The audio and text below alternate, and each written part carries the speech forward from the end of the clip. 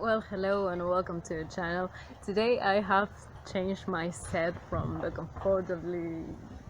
comfortable place of the insides of my home to the noisy outside world that is my backyard, because my mom is sleeping and I talk too loud and I want to let her sleep inside. And my place is like noisy on the inside, like you can hear everything. So here I am. And anyways, what are we gonna be talking about today? The fifth episode of the Falcon and the Winter Soldier, which was a complete roller coaster, and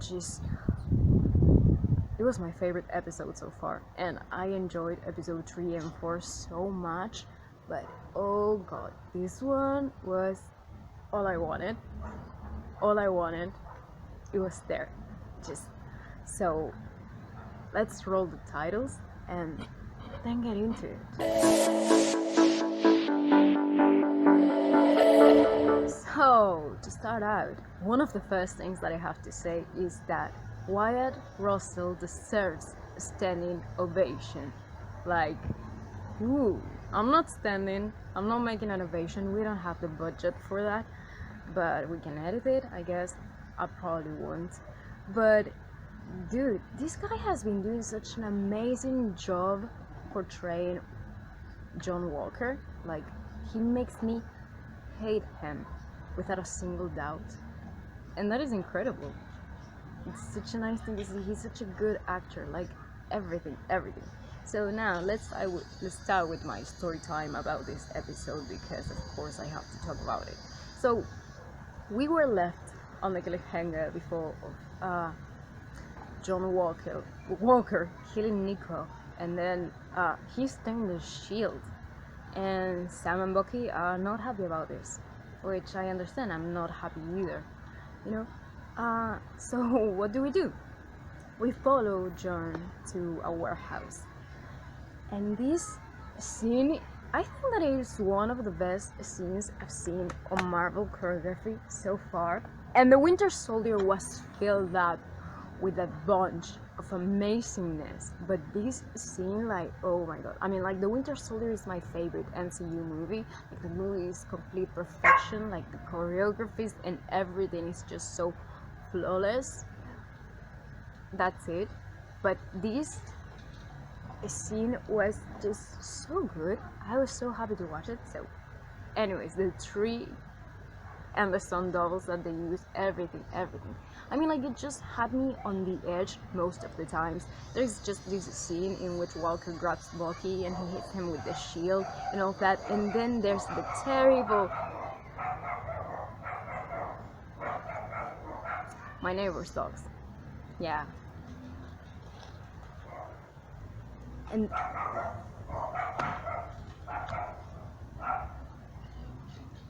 And then there's the incredible scene, which I was just on the edge of basically dying, probably, because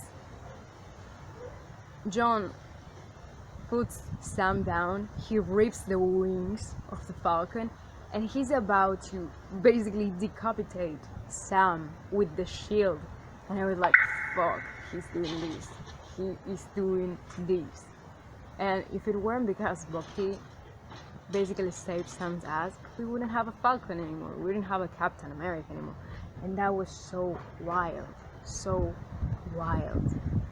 One scene that broke me completely, and this is what, like, the first 10 minutes of it, the scene of Bucky grabbing the shield, taking it to Sam, just dropping it in front of him, but like at the side of him, and Sam clutching the shield to his body and trying to wipe off the blood. That was such a... Dude, I cannot get over that scene. I mean, like, I've watched the episode twice or thrice probably. I think that I watched it 3 times, and that scene still breaks me, because the sentiment that there's in Sam's look, you know, the sense of guilt, everything he must be going through, because this jerk basically screwed up with Steve's legacy, and he feels guilty because he gave away the shield. and he doesn't have to feel guilty, because it wasn't his fault. I mean, John's actions are John's and nobody else's, but it's still such a hard thing to go through, like that. It just hit right in the feels, right in the feels. Well, after that, we are put into the space, and we get to know that now the government has been a part of it. Basically, has, like always, they take their things and just say, oh yeah, we're gonna take care of this. I guess that happens since the civilian Accords. So the thing is that we got Joaquin back, and the first thing he goes and says to Bucky is like, you got your sleep back, which was such a hilarious thing, and Bucky just flips because he's after Simo now. And anyways, we have this talk with Sam and Joaquin. So we got hinted that Joaquin is gonna become the new Falcon, so hold on to that, huh? Okay, so after that, we get the scene, if I'm not mixing them up, which I'm always doing, we get the scene of John Walker, like having his sort of trial. We get this scene of John having his trial, and that was such an incredible scene, because I was so surprised that the government was actually taking action and making John pay for what he did. Like, they didn't even try to say, oh no, it was just a mistake, they didn't even try to profile it, like, no, he just killed a terrorist or anything. Like, no, they actually took accountability for it and decided that they needed to take John off the picture, which is basically wiping a problem out that's not gonna be really wiped out, but okay. So what happens after that is that John is pretty angry after it, and he, first of all, Wyatt portrayed the character just so perfectly in here, because it just tells you how screwed up this guy is, and how the government made you, and they are the ones who are now taking everything from you. Not just the title Captain America, but everything else.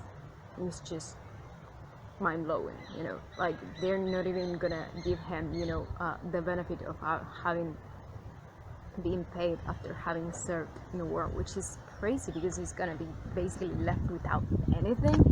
And it's just insane to me, like they literally took everything. I didn't think that they were going to go so far, but they did. So now after that, we are presented to this scene, which is probably the most cringiest scene I have seen so far in Marvel, like, and there are cringy scenes, but this one, like this scene of the heels clagging on the tiles, and just that way of walking, which was, it's not even badass enough for the character. I mean, like, it doesn't make it justice.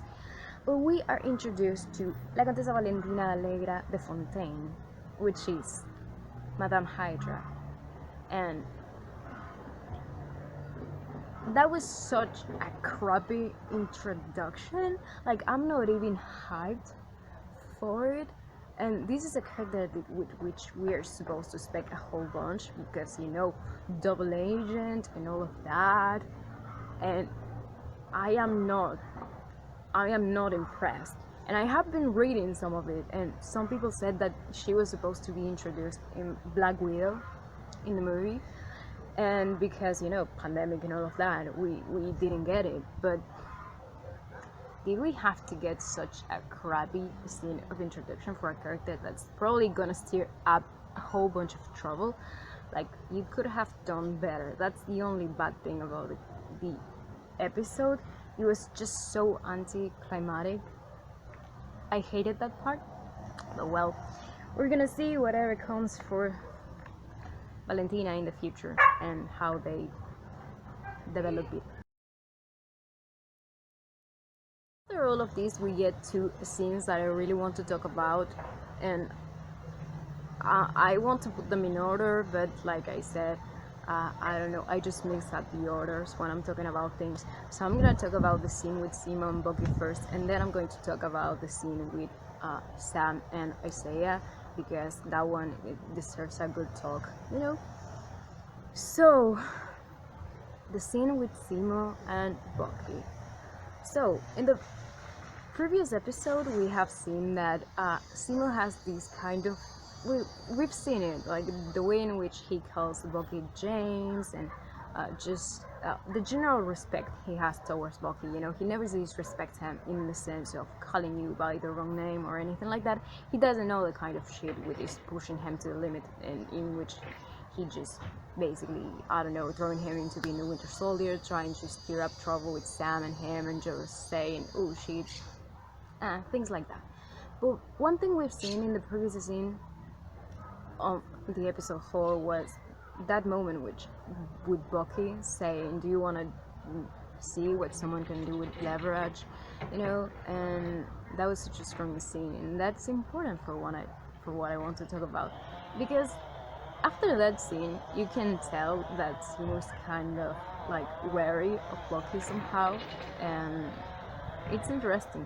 So we get to this moment in which Simo is visiting the monument that they made for Sokovia.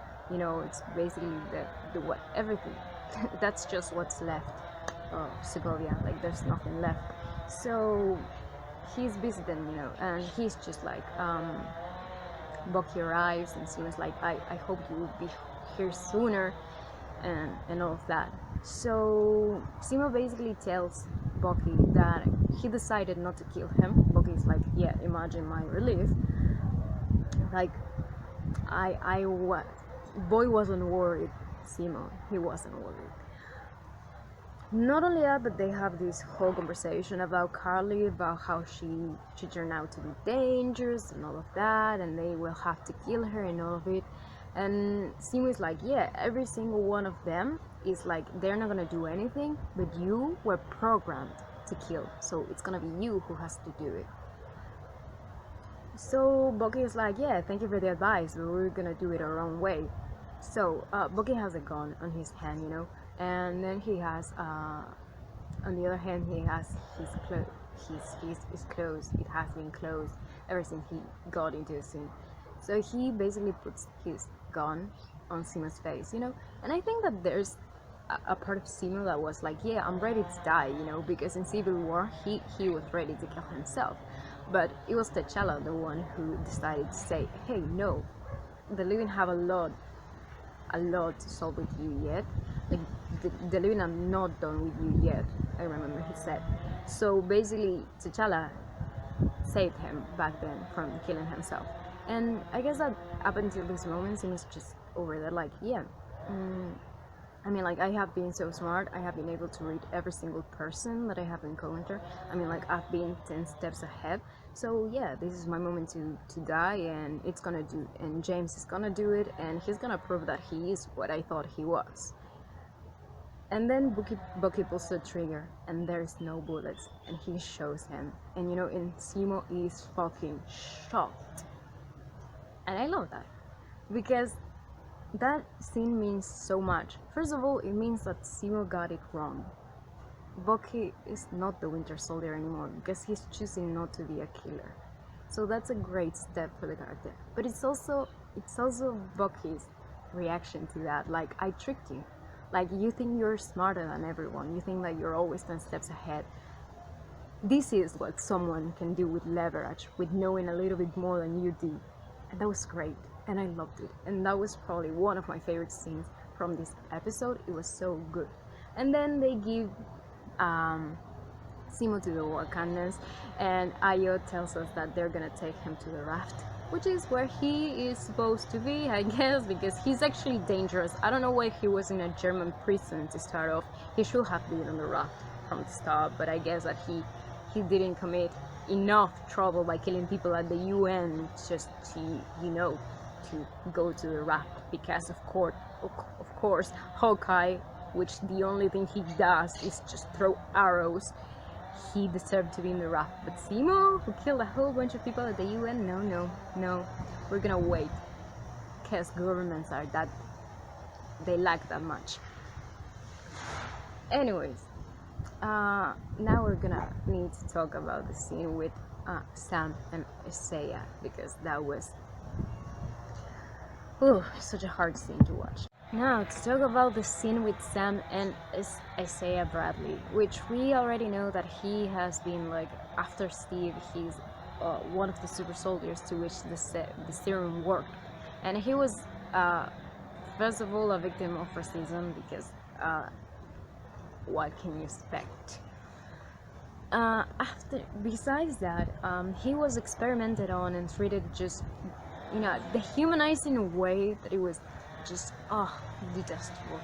Anyways, so we know his story so far.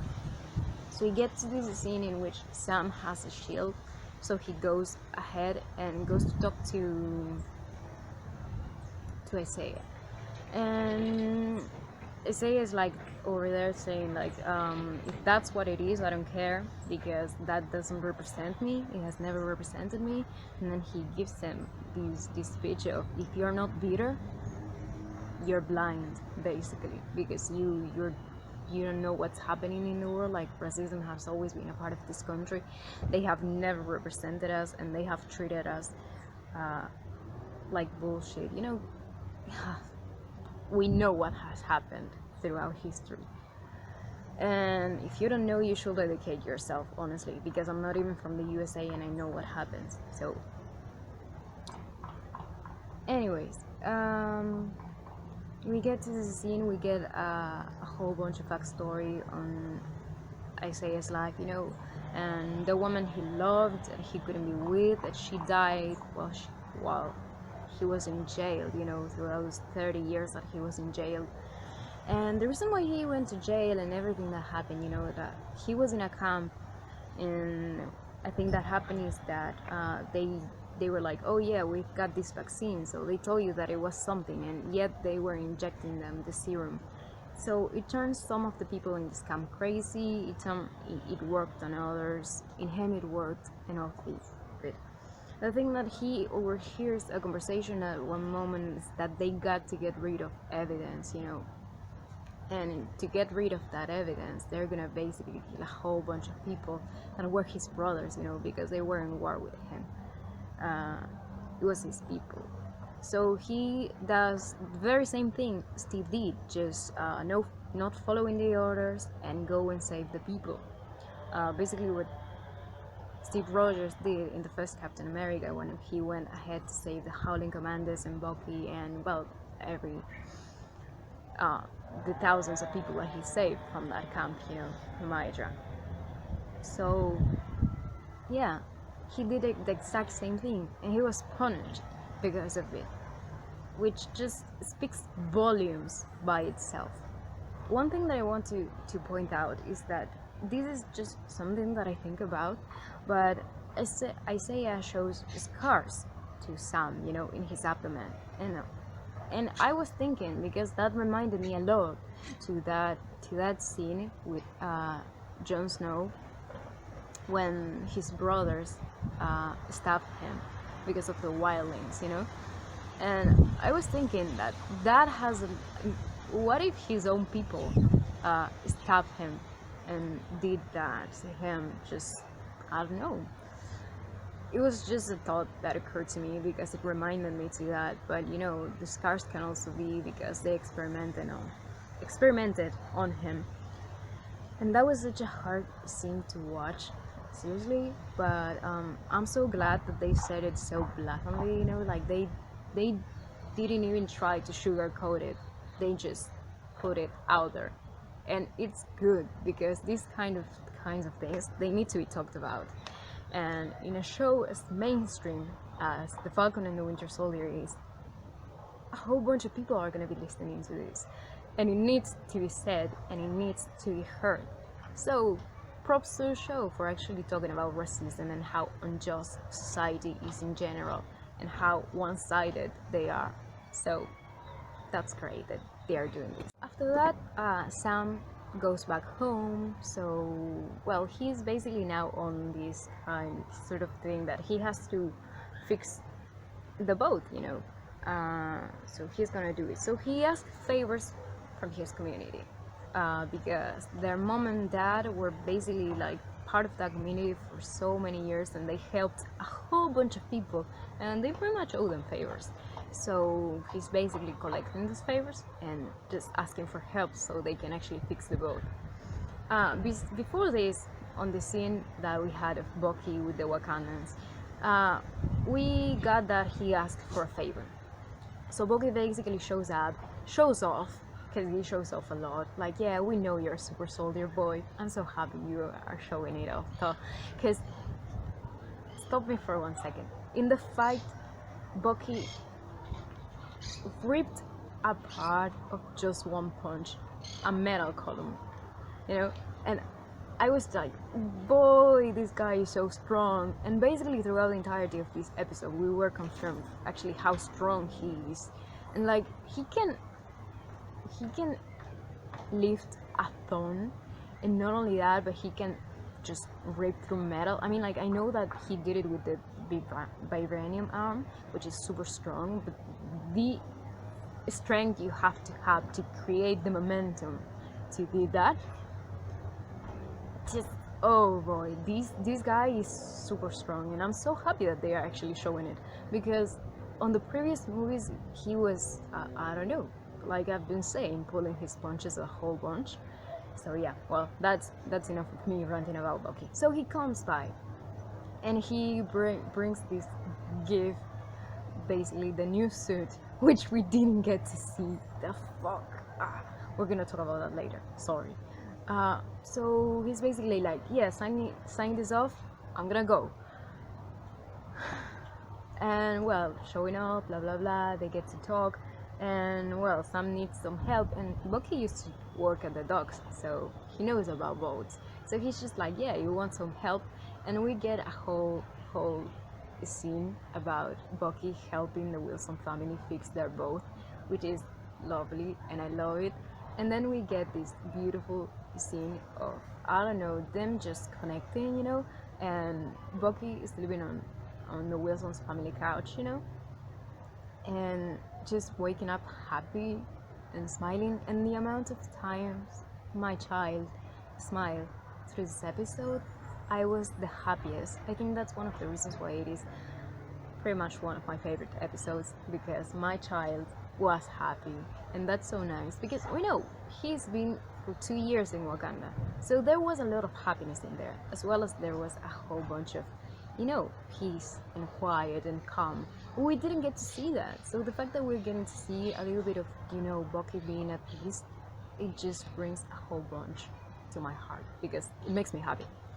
Anyways, so then we get to the scene of them basically just practicing with the shield and all of it, and we get I don't know, a very heartfelt conversation between them, just pouring it out, like how complicated is the legacy of the shield, and how Steve and Bucky talked about passing the legacy onto Sam, and how they didn't know about what it meant for a black man to be Captain America, to be passed the mantle of Captain America and the shield, and that they didn't know what it meant. And Bucky says it all, like, I didn't know what it meant, how could we, and I owe you an apology. So he apologizes for it, and they have a great conversation because of that, which is good, because like I said, I always thought that Sam's storyline throughout the show was going to be coming to terms with being Captain America.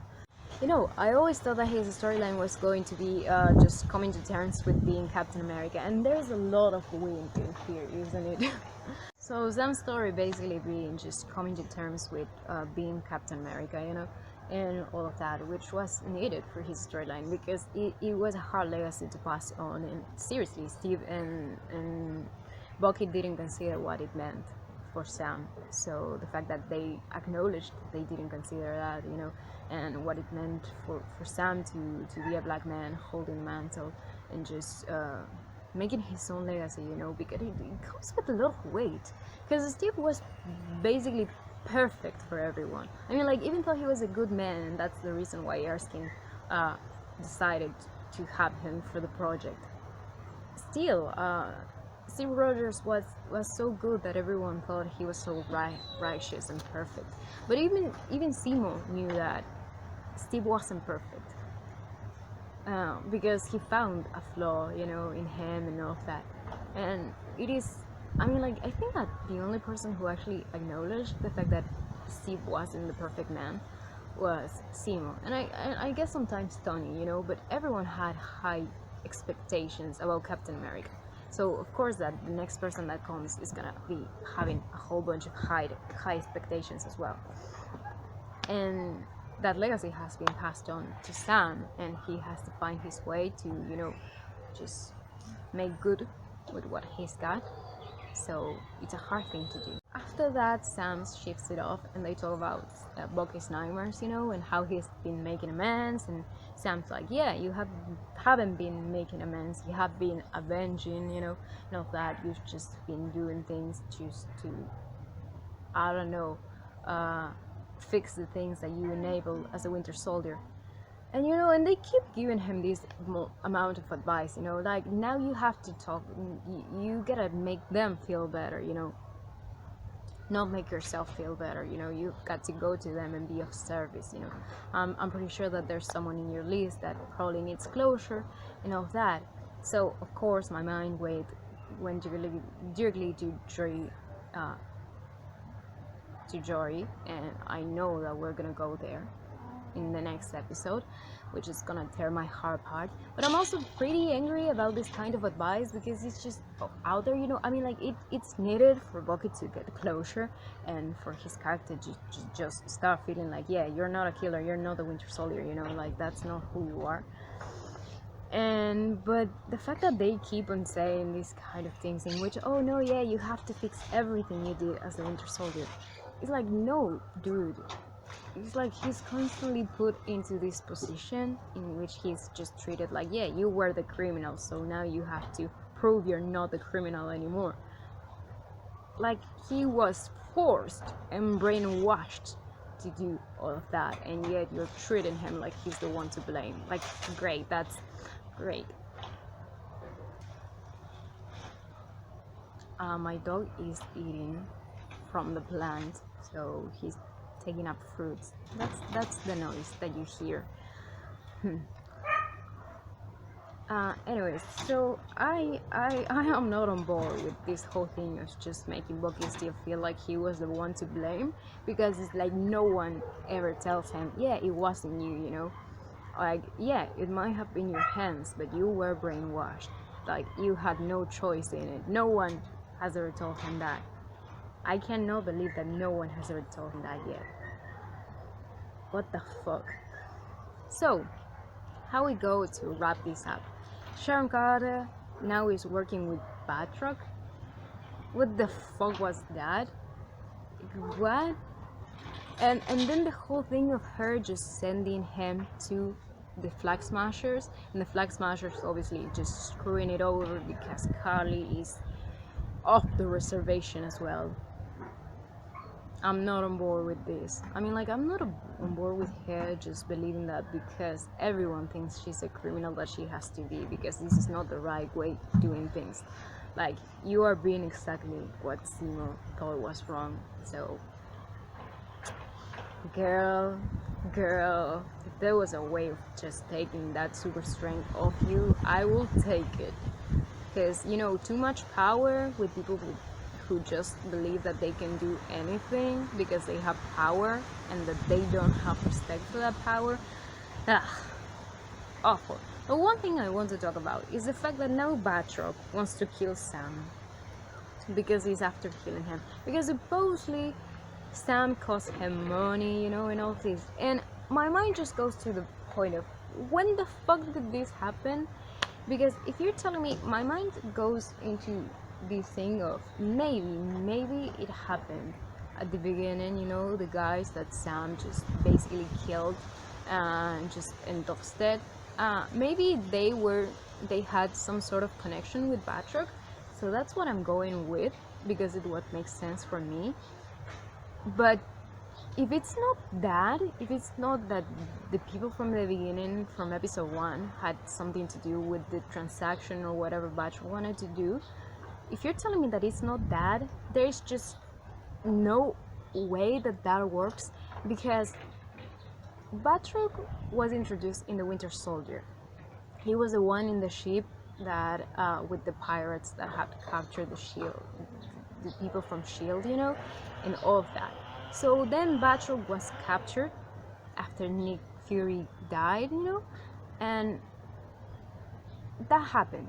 Yeah. So there was no interaction between him and Sam. So it makes no sense, because Batroc doesn't appear again, and Sam shows up after that, to help Steve. And unless you tell me that in the 2 years that Steve and Sam were on the run, that then something happened, that it could be, then it doesn't make sense to me. And I just have to jump to the people from the beginning, that they are connected to Batroc, and that they are the ones that basically just, the Falcon just had a problem in it and just screwed up Batroc's plans. But I hope they give me a little insight, at least in the next episode, because I'm lost. Because I swear that they had no fucking interaction to make this believable, unless it was the people in the first episode. That's it. So that has been the 5th episode, and I am not ready for the 6th one, because the closing of Bucky's storyline is gonna just kill me. I know that already, but also I'm not ready for this series to be over. I'm enjoying it so much. It's so far my favorite. WandaVision was amazing, but the Falcon and Winter Soldier is just hitting the right spots, and it's just having a great storyline that I'm enjoying so much. Like, I wake up every day, every Friday, very early, just to watch the Falcon and Winter Soldier. Like, that's a lot. I don't wake up early for anything, like not even for studying, but for them, I just do it. So that's just how excited I am. So I don't really want it to end, but it has to end, and I hope that we're getting a 2nd season.